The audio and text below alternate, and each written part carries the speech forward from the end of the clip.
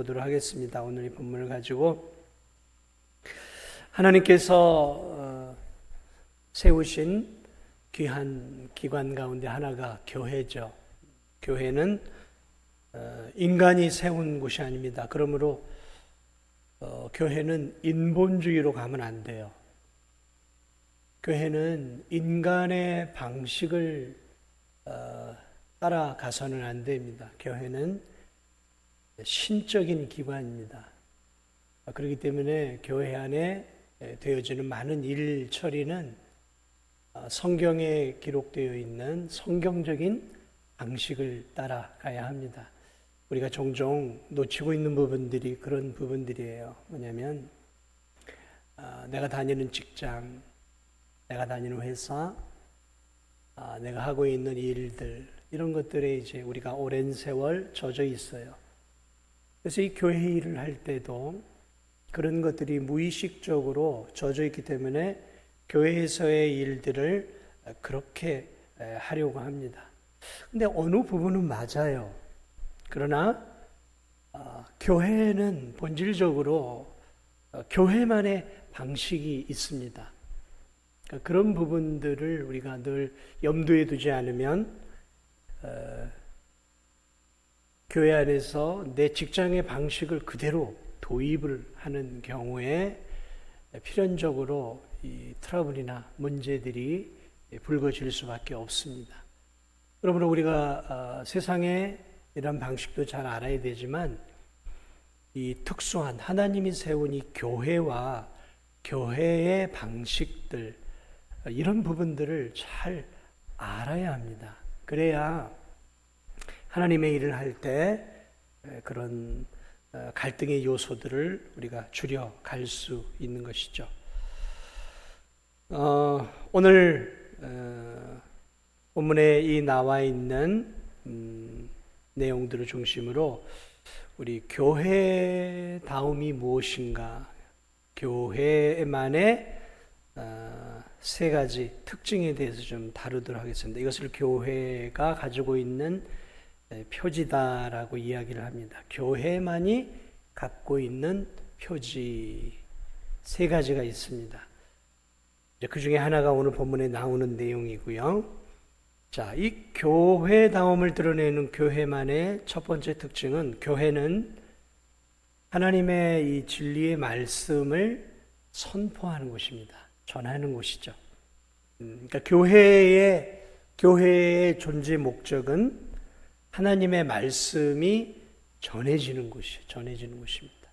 우리 강대에서 전해지는 것이고 무슨 성경 공부를 통해서든 어쨌든 이 교회는 하나님의 진리의 말씀이 전해지는 곳이라는 거죠. 이게 안 되면 그건 교회라고 할 수 없는 거예요.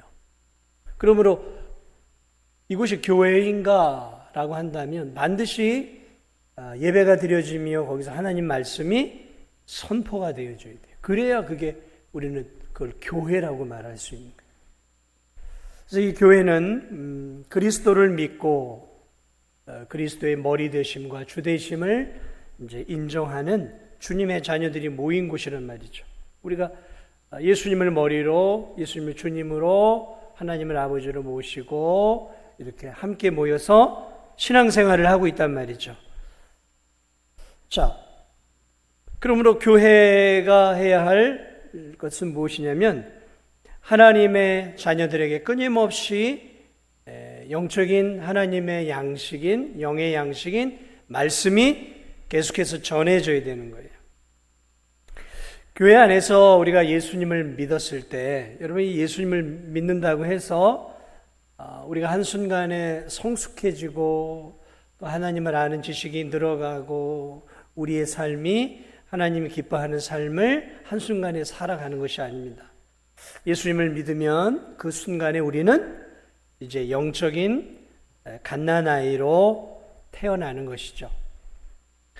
자, 그러므로 영적인 갓난아이로 우리가 태어난 성도들, 또 시간이 지나면서 신앙생활을 하는 성도들이 있단 말이죠. 자, 그러므로 교회 안에는 예수님을 믿었지만 영적으로 다 수준이 달라요. 구원을 받았지만 어린아기 같은 성도들이 있어요. 나이가 많아도 어린아기 같은 성도들이 있어요. 나이하고는 상관이 없어요. 제가 볼 때.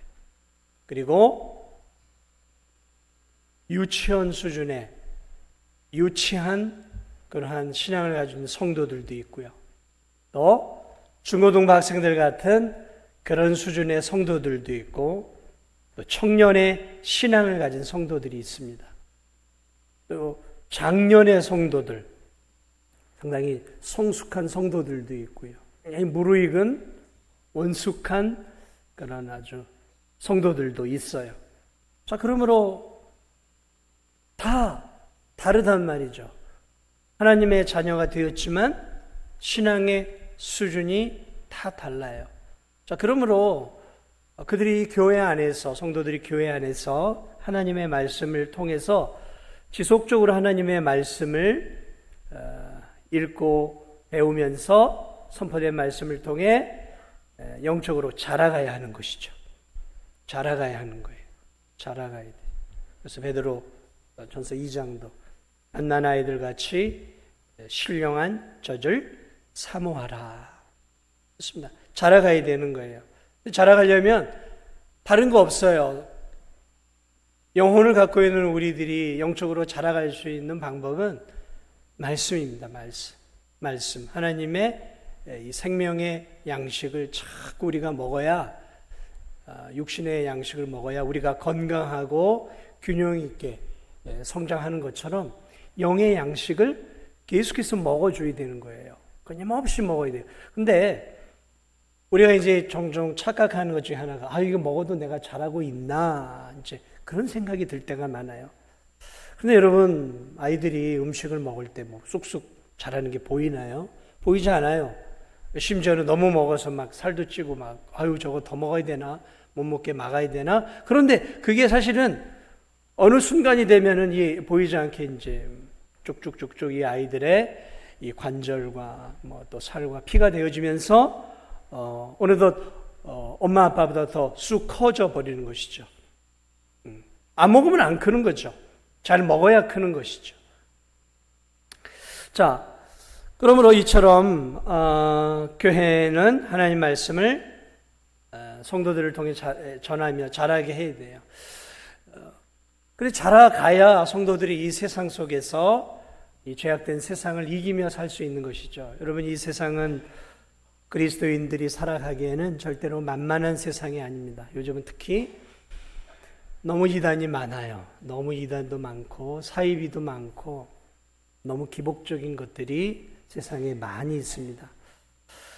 그리고 세상이 너무 세속화됐잖아요. 너무 즐길 거리가 많고 누리고 싶은 게 많아요. 그러다 보니까 우리의 믿음이 자라기에는 너무 이 세상의 이 영적 토양이 너무 안 돼 있어요. 너무 안 돼 있어요. 그러니까 세상에서 일주일간 신앙 살다 보면 때로는 이렇게 피폐해서 주일날 교회들을 와요. 너무 지치니까 피폐해진 거죠. 심령이 피폐해지고 건조한 가운데서 교회들을 오는 거죠. 그럼 교회는 뭐 하는 곳이냐? 그런 성도들이 하나님 말씀을 통해서 다시 한번 영의 양식들이 제공이 되어지는 거죠. 교회가 이제 그런 것이죠. 수요일도 그렇고 새벽도 금요기도에도 뭐 성경 이런 것들이 그런 세상 속에서 이단과 싸워 이길 수 있는 지식을 배우고 또 세상의 유혹을 이겨낼 수 있는 영적 능력을 키워내고 또 이 세상의 즐거움 속에서 현세만을 바라보는 것이 아니라 물질적인 것만 바라보는 것이 아니라 영원한 하나님 나라를 바라보고 천국의 소망을 두며 살 수 있도록 그런 어떤 에너지를 자꾸 받아야 된단 말이죠. 영적. 그게 어디냐? 그게 교회의 역할이라는 거예요. 그게 성막의 역할이었고, 그게 성전의 역할이었고, 그게 오늘날은 이런 이 지역 교회들이란 말이죠. 하나님이 그래서 교회를 세워 놓으신 거예요. 이 교회를. 그러므로 성도들이 교회를 떠나서 신앙생활을 잘할 수 있다. 그것은 성경을 잘 모르고 있는 것이죠. 성경은 처음부터 공동체였어요. 처음부터 공동체였어요. 그리고 지금도 공동체고 앞으로도 공동체예요. 그리고 우리가 그런 것들을 그래서 잊지 말아야 하는 것이죠. 자, 그러므로 교회는 말씀을 선포하는 곳이니까 목회자는 하나님의 말씀만을 전해야 하는 것이죠. 목회자가 강대에서 그래서 다른 소리는 하면 안 돼. 요즘은 이제 이렇게 너무 정치적 이념이 너무 대립이 됐어요. 우리나라는 너무 지나치게 지금 나갔잖아요. 뭐 극우로 태극기 부대니 극좌로 막 이런 종북 세력들이니 뭐 이게 너무 나갔어요. 우리나라. 그러다 보니까 이 강대에서 원치 않게 이 정치적인 설교를 하는 목회자들이 있어요. 한편으로는 이해가 돼요. 한편으로는 이해가 돼요. 그러나 목회자가 강대에서 이념적인 부분들, 애국적인 부분들을 설교한다면, 그것을 선포한다면 그건 설교가 아니잖아요. 설교라는 것은 하나님의 말씀을 전해야 되는 곳인데 이게 이제 나라 사랑한다는 명목하에 막 뜨거우니까 막 이제 막 이 정치적인 부분들을 이야기를 한단 말이죠. 그러면 그 성도들에게 미치는 영향은 둘째치고라도 하나님이 원하시는 교회의 모습은 아니다라는 것이죠. 교회는 정치에 대한, 물론 교회가 무슨 정치에 대해서 이런 방구도 하지 말아라 그런 부분을 이야기하고 있는 것이 아니에요. 교회가 잘못되어지는 시국에 대해서 바르게 이야기하는 것은 필요하죠. 그러나 제가 말하고 있는 것은 그런 부분이 아니라 어떤 내가 좋아하는 정치인, 내가 좋아하는 정당, 또 내가 좋아하는 어떤 그런 부분들에 대해서 그렇게 이제 성도들로 하여금 그쪽으로 방향으로 가도록 그렇게 하는 것은 하나님 기뻐하지 않는다는 거죠. 이 목회자들 가운데 뭐 우리 이제 합동 측은 그런 것들이 지금 많이 없지만 이런 이제 군소교단 같은 데에서 이렇게 신학을 한 목회자들이 설교를 하다 보면 초설교가 심리학 강의인지 상담 강의인지가 구분이 안 되는 설교를 하시는 분들도 제가 예전에 한번 휴가 때 들어본 적이 있어요. 너무 좋아요. 너무 좋아요. 마음에 와닿았어요. 그런데 말씀을 가지고 심리학 강의를 하더라고요. 인간의 마음을 막 파헤치면서 막 그렇게 하는데 너무 마음에 와닿는데 문제는 저건 대학 강단에서 해야 할 내용들인데 왜 교회에서 하나 이제 그런 생각이 드는 거예요. 그래서 그런 부분들 뭐 잘 살 수 있는 비법, 또 어떤 분들은 이 땅에서 건강하게 사는 비결, 그래서 건강하게 사는 비결, 그래서 말씀을 가지고 건강하게 살 수 있는 어떤 비결에 많은 시간들 이렇게 막 설교 시간에 쏟아내는 분들도 간혹 있어요. 간혹. 근데 어느 부분 측면에서는 이해는 돼요. 그런데 교회라는 곳이 어떤 곳인지를 알 때 목회자들도 강대에서 조심스러운 거죠. 왜냐? 강대는 목회자의 지식과 뭐 신학, 무슨 어떤 심리학적인 지식, 건강에 대한 지식, 또는 목회자가 뭐 어떤 돈을 잘 버는 어떤 주식 투자의 뭐 비결, 뭐 이런 것들을 전하는 자리가 아니란 말이죠.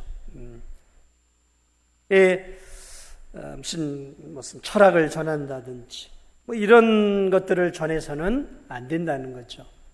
물론 그 예화 가운데 말씀을 따라 그 말씀을 잘 비춰주기 위해서 그런 예화나 그런 것들을 드는 것은 적절한 예화는 필요하겠지만 그렇지 않고 그런 쪽으로 많이 흘러가게 되어지면 그것은 교회가 교회되어지지 못하는 거예요. 교회가 되어지는 것이 못하는 것이죠. 마찬가지로 성도들도 마찬가지예요. 성도들도 교회 와가지고 야, 우리 교회 목사님 좀 내가 듣고 싶은 설교를 좀 해주면 좋겠다. 내가 좀 힘들고 하니까 위로해주고 격려해주고 힘을 북돋아주는 어떤 인간적인 어떤 그런 위로의 메시지, 그런 걸 기대할 수 있죠. 교회 와서 삶이 힘들고 고단하니까 교회에서 또 위로 말씀을 또 위로도 받고 싶고 또 힘도 얻고 싶고 격려도 받고 싶은 것은 사실이죠. 저도 그렇게 해드리고 싶은 마음이 있어요. 그러나 어느 한 본문이 주어지면 그 본문 안에서 말씀하고자 하는 하나님의 우리를 향한 뜻을 찾아내고 드러내서 그런 것들을 우리가 받아야지, 교회 와가지고 좀 인생살이 이렇게 성도들이 힘들게 사는데 좀 목사님은 좀 축복을 주고 좀 위로를 주고 또 막 격려해 주고 막 그냥 들으면 그냥 귀가 좀 달콤해지고 좀 구수한 옛날 그 어떤 예화도 많이 들어주고 재미있는 어떤 그런 간증거리 같은 것도 이렇게 해서 전해주어서 좀 예배 시간이 좀 즐겁고 벌써 예배가 끝났나, 좀 더 해주지, 이렇게 좀 해주면 얼마나 좋겠어. 그런 거를 기대하는 성도들도 왜 없겠습니까? 그러나 우리 성도들은 그래서는 안 되는 거죠. 저도 마찬가지고 여러분도 마찬가지. 왜냐하면 오늘 이 교회는 진리의 하나님의 말씀만이 전해져야 하는 것이죠. 우리가 그런 것들을 꼭 기억해야 돼요. 교회가 무엇이, 진리의 성경 66권의 진리의 메시지가 증거되는 것, 이게 교회의 가장 중요한 표지예요. 표지. 두 번째로 이 교회는 그 진리의 말씀을 전하는데, 그 진리의 말씀 가운데 한 부분이 뭐냐면 성도들의 양육에 대한 부분이지만 또 한 부분은 전도의 메시지예요. 전도의 메시지. 교회 안에는 아직 예수님을 믿지 않는 성도들이 있어요. 누군지는 그리고 이제 새가족들도 들어오고, 그렇죠? 새가족들도 들어오고, 초신자들도 들어오고, 이제 막 예수님 믿는, 이제 알려고 들어온단 말이죠. 그러므로 교회 성도들에게 전하는 메시지는 반드시 전도의 메시지가 들어가야 돼요. 그러니까 예수 그리스도의 십자가의 법의 피를 통해 우리가 구원을 받는 이 전도의 메시지가 반드시 들어가 줘야 하는 것이죠. 그래서 예전에 이 개혁주의 설교자들은 이를테면 오전에는 많은 성도들이 와서 전도의 메시지를 전하고, 오후에는 알곡들이 대량 모이니까 오후에는 이제 성도들의 믿음의 성장을 위한 그런 메시지를 전한, 그런 과거에 개혁주의 교회들이 있었어요. 그렇게 하지는 않더라 하더라도 어쨌든 목회자는 믿는 성도들을 향한 메시지와 이제 이 안에 구원을 받아야 될 그 영혼들을 향한 전도의 메시지를 잘 이렇게 이제 믹서해서 전해야 한다라는 것이죠. 자, 두 번째로 교회의 중요한 표지, 이건 반드시 교회가 있어야 되는 게 있어요. 그 두 번째가 뭐냐면 교회는 성례를 시행하는 곳이 되어야 돼요. 성례. 그래서 성례에는 이제 두 가지가 있습니다. 우리 개혁교회에서는 성례를 딱 두 가지만 이야기해요. 하나는 우리가 알고 있는 세례가 있고, 또 하나는 성찬식이 있죠. 그래서 우리 진도중앙교회는 애석하게도 성찬식을 두 번밖에 안 해요. 두 번밖에. 많으면 세 번, 네 번. 근데 적은 게 절대 좋은 건 아닙니다. 그래서 저도 최소 1년에 한 4차례 이상은, 그래서 많으면 한 6차례 정도. 어떤 교회들은 예를 들면 그리스도의 교회들 같은 교회들은 목포에도 이제 그리스도의 교회가 있는데요. 그 목사님 교회를 갔더니 거기는 저쪽에 세례통이 아예 있어요. 목욕탕 같은데. 매주 성찬식을 한다 그러더라고요. 어떻게 매주 하세요? 예, 우리 그리스도 교회는 매주 성찬식을 합니다. 와, 괜찮으세요? 이거 매주 하는 게 이제 저희 같은 경우는 이제 1년에 2번 해야, 많이 해야 4번 하는데, 좋습니다. 이제 그 교회, 그 교단 자체가 그렇게 이제 하고 있는 것이죠.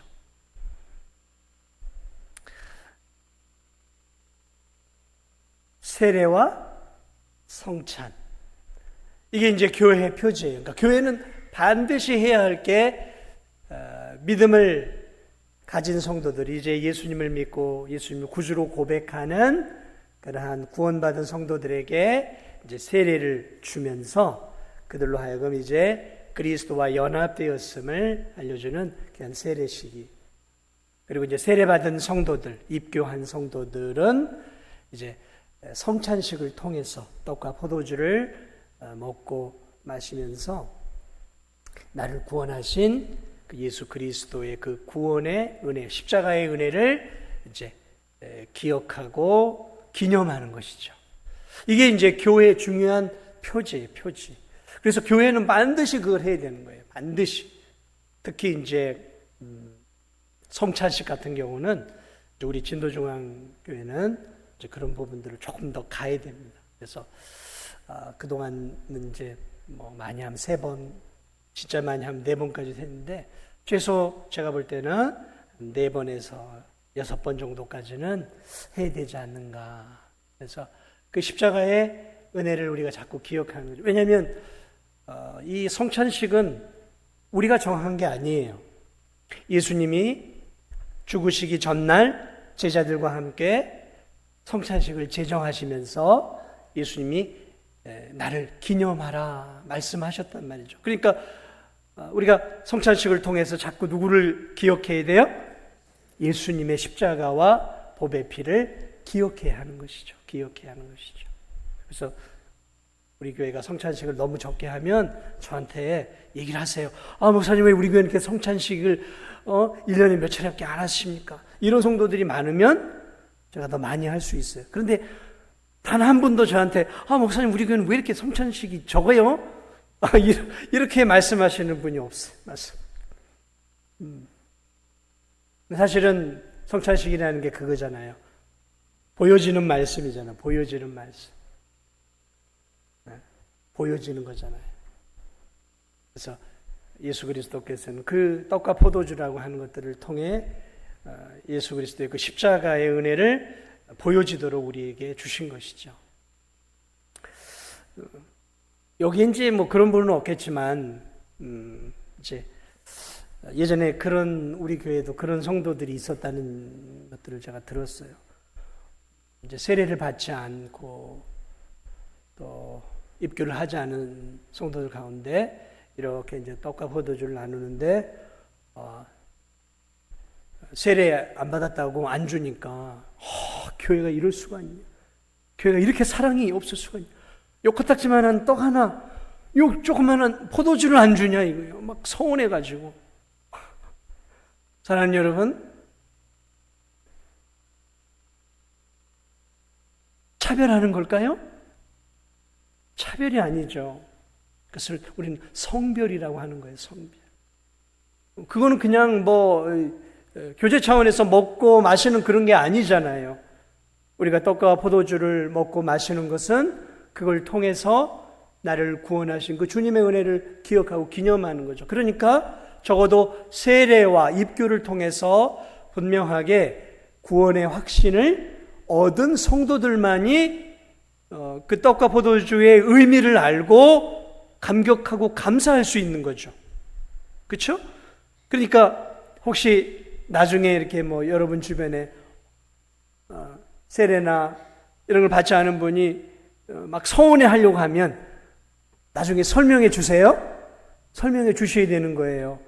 서운하라고 그런 것도 아니고 교회가 재정이 부족해서 세례 받은 사람만 주는 게 아니라 그런 어떤 최소한의 구원의 확신과 믿음을 공적으로 고백한 사람들에게 다시 한번 그 은혜를 기념하도록 하는 것이기 때문에 그런 믿음이 없는 사람은 사실 받으면 안 되는 거예요. 받으면 안 되는 거예요. 그래서 그런 부분들을 좀 기억했으면 좋겠고, 한 번은 또 그런 성도가 있었어요. 떡과 포도주를 나누기 전에, 한 주 전에 제가 그런 이야기를 합니다. 한 주간 이제 떡과 포도주 나누기 전에 마음에 이제 걸림이 있는 분들은 안 마셔도 됩니다. 마음에 찔림이 있는 분들은. 그건 이제 그분들을 위한 거죠. 그런데 그런 부분도 막 불쾌하게 여기면서 뭐 죄 없는 사람이 어디 있나요? 뭐 나 먹지 말라는 얘기에 마음에 찔림이 있으면 그러면서 그런 부분을 안 좋게.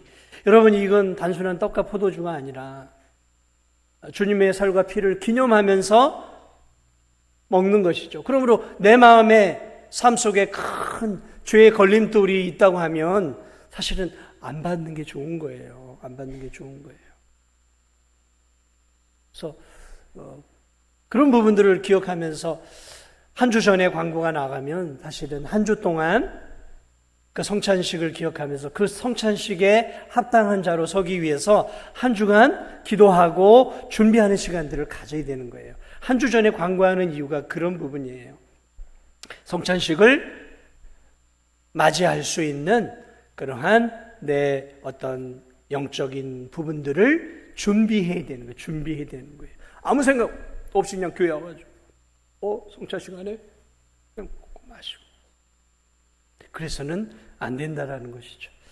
준비된 가운데서 준비된 마음으로 떡과 포도주를 먹고 마실 때 그때 비로소 하나님의 은혜가 그 성찬식에 우리에게 임하는 것이죠. 임하는 것이죠. 그러니까 준비 없이 성찬식에 참여하면 사실은 별로 은혜가 안 돼요. 그런데 한 주간 열심히 기도하고 나 자신을 십자가의 그늘 아래 비추어보고 나 자신을 잘 준비한 성도들의 성찬식에서 떡과 포도주를 마실 때 은혜도 받고 회개의 역사도 나오고 하나님의 강한 임재도 경험할 수 있는 거예요. 그러므로 사랑하는 여러분, 성찬식을 앞두고 광고가 나오면 그 한 주간 동안은 잘 자신을 준비하고 회개하고 자신의 영육을 정결하게 하는 그런 한 주로 우리 성도들은 꼭 준비하시기 바랍니다. 그렇게 받는 거예요. 이 떡과 포도주, 이 성찬식. 근데 이 성찬식은 많은 이제 역사를 통해서 이제 다양한 교파들이 왔는데, 여러분 이 떡과 포도주를 먹을 때 맹맹하게 먹고 마시죠. 저도 이건 떡은 떡이요, 포도주는 포도주죠. 근데 이 천주교에서는 어떻게 얘기를 하냐면 화채설이라 그래요. 천주교에서는요, 포도주 안에 하나님의 십자가의 은혜가 있어요. 은혜가 담겨 있는 거죠. 포도주 안에. 떡 속에 은혜가 담겨 있어요. 이 포도주라고 하면 이건 포도주가 아닙니다. 이건 비트물인데 이 포도주 안에 하나님의 은혜가 담겨 있어요. 그래서 그들은 떡과 포도주를 마실 때 쉽게 얘기하면 진짜 주님의 살과 피인 거예요. 천주교인들은. 그래서 이거를 마시는 그 순간에 내가 예수님의 피를 마시는 거예요, 정말로. 그리고 하나님의 은혜가 내 안에 들어가는 것이죠. 좀 너무 나갔죠. 그래서 그들은 성도들이 성찬식 하다가 포도주를 흘릴까봐 보배 피를 흘리면 안 되잖아요. 그래서 포도주를 이렇게 따라서 주지 않습니다. 우리처럼 이렇게 개인이 받지 않도록 해요. 왜냐하면 실수해가지고 손이 떨려서 떨어뜨리면 보배 피가 흘려진 것이잖아요. 그렇게까지 막 너무 나갔어요, 이 천주교는.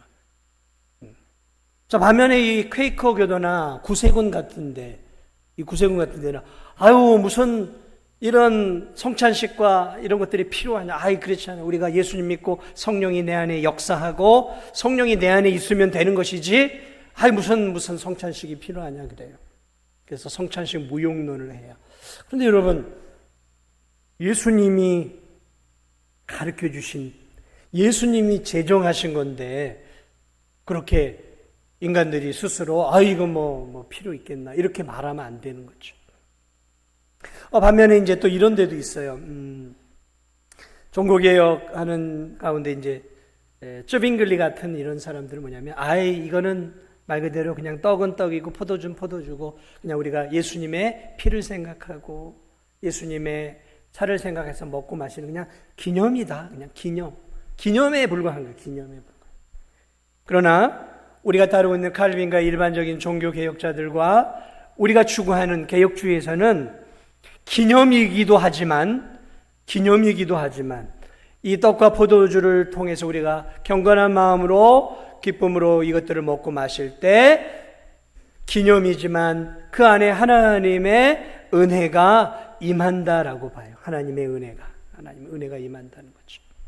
그리고 실제적으로 준비된 가운데서 떡과 포도주를 마실 때 성도들 가운데 회개의 눈물의 역사가 일어나고 하나님의 은혜가 임하는 일들이 많아요. 자, 우리가 그런 자세로 성찬식을 받아야 하는 거예요. 성찬식을 받아야. 자, 이 두 가지 표제 얘기했죠. 하나는 하나님의 말씀, 하나는 성례, 성찬과 세례. 이 두 가지가 교회의 표지이면서 이것이 교회 안에서 하나님의 은혜를 받는 두 가지 수단이기도 해요. 말씀과 성례. 이 말씀은 들려지는 말씀, 보여지는 말씀이라면 성찬은 보여지는 말씀이에요. 보여지는 말씀. 이건 선포된 것은 들려지는 말씀이에요. 동일한 말씀이죠. 자, 그리고 그걸 통해서 은혜를 받는. 자, 마지막으로 교회의 마지막 중요한 하나의 표지가 있어요. 하나는 말씀의 선포, 하나는 성례, 마지막 하나는 뭐냐면 오늘 이 본문에 나와 있는 것 같은데 권징이에요. 권징이 뭐냐면 권징에는 세 가지가 있습니다. 하나는 권면이 있고요. 하나는 책망이 있고요. 또 하나는 징계가 있습니다. 다시 말하면 하나님의 말씀 안에서 공동체의 일원으로 세례를 받고 그리스도의 몸이 되어서 함께 이렇게 신앙생활하는 성도들 가운데 교회의 몸을 흐트러뜨리는 그런 성도들이 있단 말이죠. 연약한 성도들이죠. 세상에서 죄를 짓거나 하나님으로부터 멀어지거나 또는 이단에 빠지거나 또는 영적으로 너무 게으르거나 그래서 주일을 성수도 안 하고 또 믿음 생활을 너무 게으르게 하는 성도들이 있을 때 교회가 해야 할 일들 또 당회가 해야 할 일들이 뭐냐면 권징을 하는 거예요. 이 권징은 레벨이 있습니다. 하나는 권면이에요. 권면. 이제 연약한 성도들을 향해서 목회자가 잘못된 길로 주일도 안 나오고 신앙생활도 안 하는 성도들을 목회자나 또 예를 들어 우리 당의 장로님들이 바라볼 때 그런가 보다 하고 멍하니 있어서는 안 되는 거예요. 교회의 중요한 기능이 하나가 뭐냐면 이 권징이 있어야 돼요. 그러면 가장 먼저 해야 될 게 뭐냐면 권면이에요. 권면. 이게 이제 사랑의 다른 표현이죠. 그래서 왜 주일을 빠지십니까? 무슨 문제가 있습니까? 그래서 주일 성수 잘하세요. 11조 생활 잘하세요. 기도 생활, 말씀 생활, 영혼을 건지는 일들 그렇게 권면을 하는 거죠. 권면을 하는 거죠. 여러분 사랑의 반대는 뭘까요? 미우며? 아니요. 사랑의 반대는 무관심입니다. 내가 사랑하지 않아요. 그러면 관심을 끊어버리죠. 봐도 아는 채도 안 해요. 마찬가지입니다. 교회가 연약한 성도들을 바라볼 때 자꾸 권면해 줄 수 있어야 되는 거죠. 물론 목회자가 해야 할 일이기도 하지만 당회의 장로님들이 특히 많이 해야 될 부분인 거예요. 다른 성도들을 바라보면서 믿음 신앙생활을 너무 연약하게 하고 있는데 장로님들이 그냥 에휴, 뭐 알아서 잘하겠지. 내버려 두면 그거는 장로의 역할을 못하는 겁니다. 원사님들도 마찬가지고 안수 집사님도 마찬가지. 연약한 성도들을 바라보고 뭐 알아서 하겠지. 그거는 직무유기예요. 그렇게 하면 안 됩니다. 중직자들은 권면해야 돼요. 권면해야 돼요. 아유, 내가 저렇게 얘기했다가 또 뭐 나 좋지 않게 보면 어떡하나. 그럴 수 있겠죠. 그러나 그런 것 때문에 내가 침묵을 한다면 더 큰 잘못을 하는 거죠. 사랑이 없는 거죠, 아예. 사랑이 있어야 쓴소리를 할 수 있는 거죠. 한 걸음 더 나아가서 이제 징계하는 게 있어요, 징계. 이제 책망이죠, 책망. 책망은 좀 큰 실수를 할 때, 조금 큰 실수를 할 때. 좀 큰 실수를 할 때, 나무라는 거죠. 물론, 교회는 교회 방식이 있는 거죠. 한 인격으로서 그 사람의 거기에 맞게끔 존중하면서 이야기를 해줘야 하는 것이죠. 예를 들어 뭐 성도들끼리 예를 들어 서로 원치 않게 이렇게 싸웠단 말이죠. 싸울 수 있잖아요. 구역 안에서도 싸울 수도 있고 뭐 할 수 있잖아요. 그러면 어떻게 해야 돼요? 성도님 그러시면 안 됩니다. 이렇게 권면해야 될까요? 아니면 집사님 그건 성도의 삶이 아니죠 하고 좀 책망해야 될까요? 어느 게 나을까요? 근데 책망이 쉬울까요? 어려울까요? 어려워요. 아유, 쉽지 않아요. 그래서 교회가 이 교회의 3대 표지 중에 제일 안 되는 부분이 이 부분이에요. 이 부분이. 안 되는 여러 가지 이유가 있지만 많은 이유들이 있지만 어쨌든 이런 부분들이 지금 안 돼 있어요. 그리고 정말 잘못된 삶을 살아가는 사람들이 있잖아요. 뭐 밖에서 이미 다 드러났어요. 도둑질을 한다든지 뭐 이런 소문이 자자할 만큼 나쁜 짓들을 하고 돌아다니고 있단 말이죠. 그럴 때 우리 교인이에요. 지금 우리 나오고 있는 교인인데 막 그런 잘못들을 하고 있는데 목사나 당회원들이 그냥 침묵하고 아유 어째 저거 아유 이러면 안 되는 거예요. 이러면 안 되는 거예요. 불러다 놓고 찾아가서 강하게 얘기를 해야 되는 거죠. 왜요? 교회 일원이기 때문에 그래요. 교회 일원이기 때문에. 가족이기 때문에 그런 거예요. 가족이기 때문에. 근데 그게 너무 어렵죠, 사실은. 그래서 이 영국의 설교자 로이 존스 목사는 이렇게 얘기했어요. 만일 누군가 저에게 오늘날 교회가 왜 이 모양인지 설명해 달라고 한다면 왜 교인들의 수가 줄어들고 교회가 사람들에게 영향력을 끼치지 못하고 있는지 저에게 설명해 달라고 한다면 왜 그렇게 많은 교회가 이렇게 세속화되었는지 저에게 물어본다면 왜 교회가 이렇게 맥없이 세상에서 맛을 잃어버린 소금이 되었는지를 물어본다면 저로서는 교회가 권징을 시행하는 데 실패한 것이 궁극적 원인이라고 말씀드릴 수밖에 없습니다. 유명한 목회자예요. 근데 참으로 깊은 통찰이 아닐 수 없어요. 오늘 교회와 교회들이, 목회자들이, 당회가 권징을 거의 잃어버렸어요. 많이 잃어버렸어요. 옛날에 한국교회는 그러지 않았어요. 한국교회는요, 주일날 안 나오고 중직자들이나 재직들이 주일날 안 나오면 난리가 났습니다. 심지어 예배 시간 11시가 됐는데도 안 들어오면 문을 닫고요. 심지어 그런 조만식 장로님이라고 하는 우리 애국자 조만식 그 장로님, 그 산정행 교회인가요? 주기철 목사. 예배를 드리는데 늦게 왔어요. 어떤 일 때문에. 그랬더니 목사님이 장로님 저 뒤에 가서 서 계세요. 지각했어요. 그 나이 많은 장로님이 그것을 당연한 것으로 알고 그렇게 서서 예배를 드렸어요. 그 목사님도 대단하지만 그 나이 어린 목회자가 어쩔 수 없이 어떤 애국적인 일 때문에 지각한 그 장로님을 향해서 하나님 앞에 드리는 예배에 지각이 어디 있습니까? 거기에 순종해서 그런 놀라운 일화가 한국교회도 있어요. 뭘 얘기하고 있는 거죠? 한국교회는 그런 권징이 살아있었어요. 그래서 살아있는 교회의 역할들이 있었어요. 오늘 나는 너무 세속화되었어요.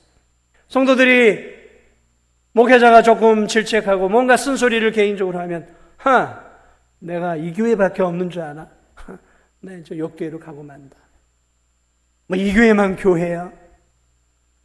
사랑하는 여러분, 그런 마음 가지면 안 돼요. 그런 마음 가지면 안 돼요.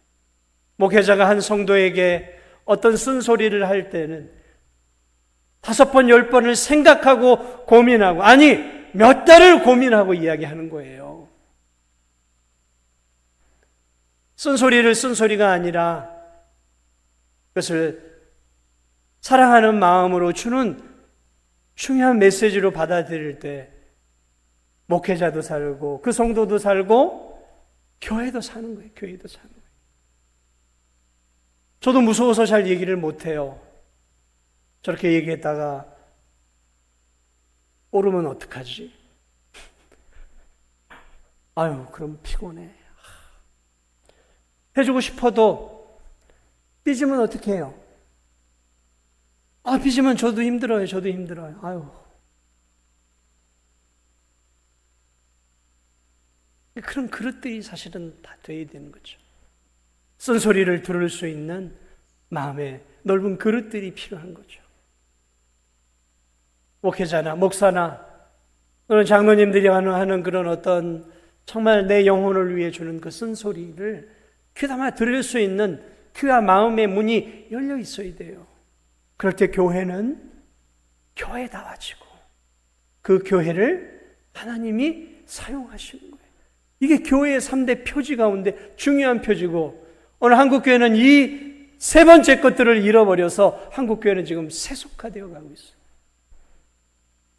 주의를 안 지켜도 누구 하나 쓴소리를 안 하고 누구 하나 관심을 기울여 주지 않는다고 합니다.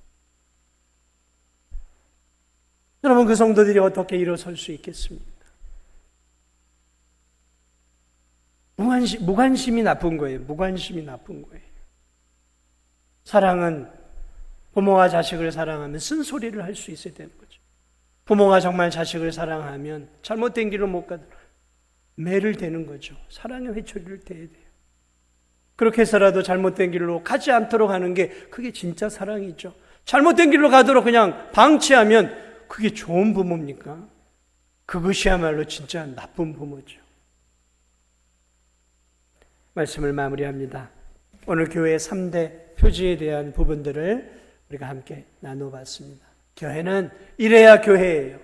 진리의 말씀들이 가감없이 하나님의 말씀들이 전해지는 것, 그리고 성찬과 세례 이 성례식이 자주 진행되어지고, 그러면서 보여지는 하나님의 은혜가 임하고, 그리고 이 교회가 권징이 살아있는, 잘못된 길로 갈 때 내 삶이 나태하고 아니란 길로 세속화되어져 갈 때 나에게 쓴소리를 할 수 있는 그래서 그 쓴소리를 내가 받을 수 있는 넓은 마음의 그릇들이 되어지고, 그런 쓴소리들을 할 수 있는 그런 분위기가 조성되는 교회, 그게 하나님이 원하시는 교회의 진도중앙교회 3대 표지가 되기를 주님의 이름으로 축복을 드립니다.